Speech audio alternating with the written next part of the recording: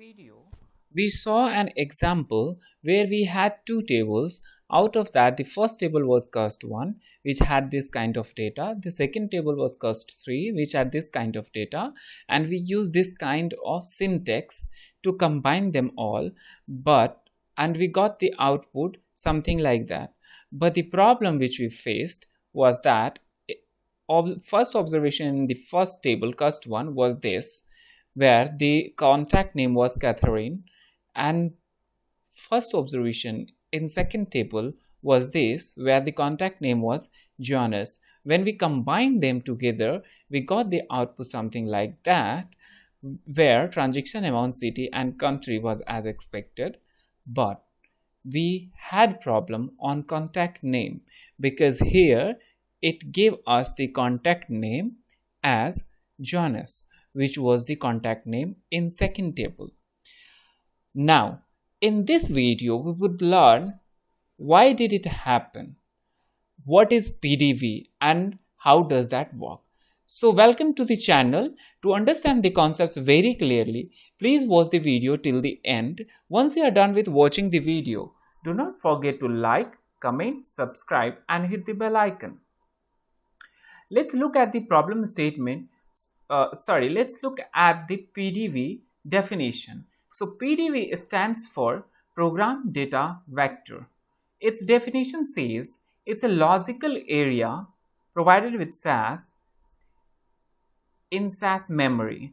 It's a logical area in SAS memory where SAS builds the datasets, meaning whatever instruction, whatever logics a user apply to the SAS uses those logic in its memory and creates the dataset or tables according to those logics, and that area is referred to be the PDV, which is called Program Data Vector. Now, let's look at the problem statement once again. So here we had contact name in first table as Catherine. We had contact name in second table as Johannes. And when we combined it, it replaced the contact name. It didn't publish the contact name from first table, rather it published the contact name from second table. So why did it happen? It happened because we used two set statements.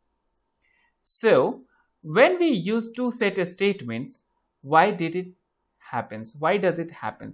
That's what we're gonna understand while we are learning about PDV. So let's look at that. Here we have one input section. We have the syntax which we have used in our previous problem statement.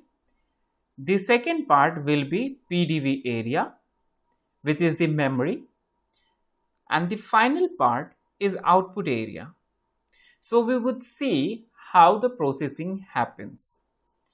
Alright, so for the ease of understanding, we have taken two tables with fewer observation. Out of them, first table is this, where we have only two observations. One is Catherine, the second one is for Pascal contact name, and the second table looks something like this.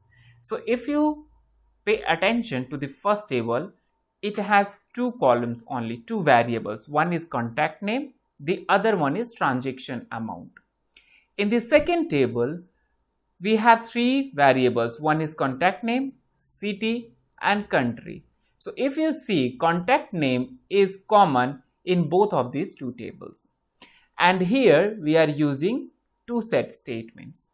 Now we would see how SAS starts executing our instructions.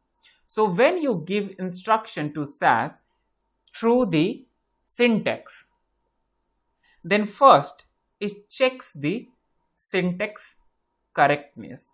So if the syntax is absolutely correct, then it proceeds further. What it does in next step? So for that, SAS will go to the first table. After checking the syntax, SAS starts with creating the structure in its memory area, which is PDV, Program Data Vector area. So to create the structure, it first looks in the first table when you have provided the instruction something like this. All right, then in that case it happens, it will go to the first table and look for the structure. The structure is of two variables. Now the SAS will copy this two variable structure and will put that in PDV area, something like this. Then SAS will go to the second table and copy the structure from there and it will put in the PDV area. By now, SAS has taken the structure from both of these two tables and placed that in PDV area. Now it comes, because here we have asked SAS to combine these two tables. All right, here we have asked SAS to combine these two tables. Now SAS will start working on our instruction. So when it combines, it looks for the common column first. So it finds that contact name is the common column. Okay, so wherever it finds common column, it replaces the common column in first table structure with the common column from second table, something like this. Okay, let me repeat this one second. So this was the structure from first table, and this was the structure from second table.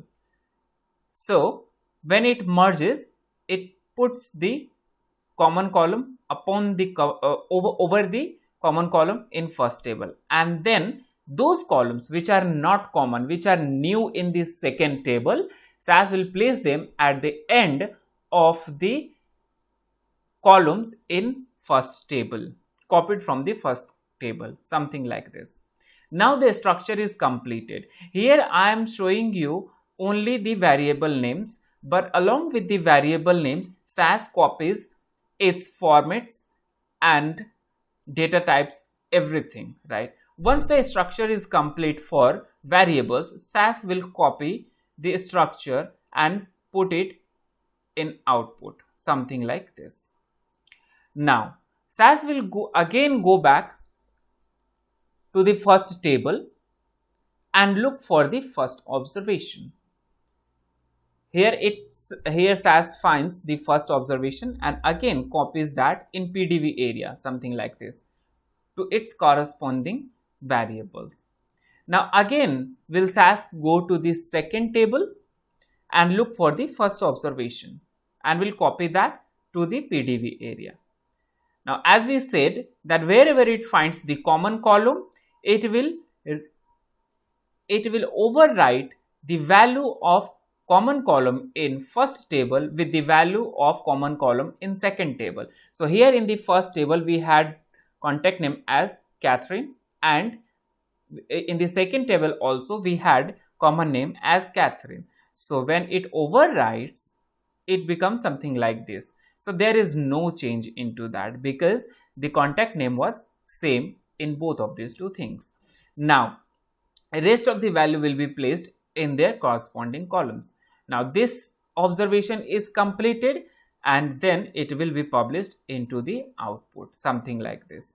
So this is how SAS processes the instructions one by one, processes the observations one by one.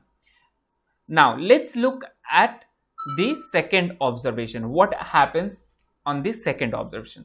Again SAS will go to the, because first table still has some observation, so again SAS will go to the first table and look if some other observation exists. So it finds the second observation over here. Again it will do the same task. It will copy that second observation into PDV area to the corresponding columns and again go back to the second table and will look for the second observation to the second table, and that will be placed in PDV area again. Now again it comes time where it will combine these two, meaning this and this. These two will be combined. So as I said previously, when it combines, it overwrites the value which came from the common column of first table, and that is overwritten by the value in common column of second table. So from first table, the value which came was Pascal, but from second table, the value in common column was Thomas Hardy. That is why it is replaced. Now if you can see, Pascal has been overwritten by Thomas Hardy. Now rest of the information will be placed in their corresponding columns, and as it happened for the previous observations, this observation would also be written into the output section. So this is how SAS executes the instruction and process them in the PDV and then publish that into the output. So first thing which happens, SAS validates the syntax. Then based on the syntax, it goes to it reads the first observation from first table and place that into PDV area, then again goes to the second table and picks the first observation from second table, then process that in PDV area and then publish the output. So it starts with checking and creating the structure and then proceed to process the observations one by one. So this is the first, then second, and then third section. If we just skip syntax area for now. So this is what happened in this problem statement. First it checked for the observation in first table and put that in PDV, then checked for the observation in second table and put in the PDV. When it merged, then it overrode the Catherine with Jonas, and that's how in the final table we had this output. Thank you very much for watching the video. Hope you understand the logic concept behind PDV. Now in the second video, we will discuss what happens when we use only one set statement, then what happens in the PDV area. Thank you very much once again for watching the video. Wish you very good luck. If you face any kind of difficulty, please do not forget to put them in the comment section and we would definitely get back to you. Thank you once again. Wish you very good luck.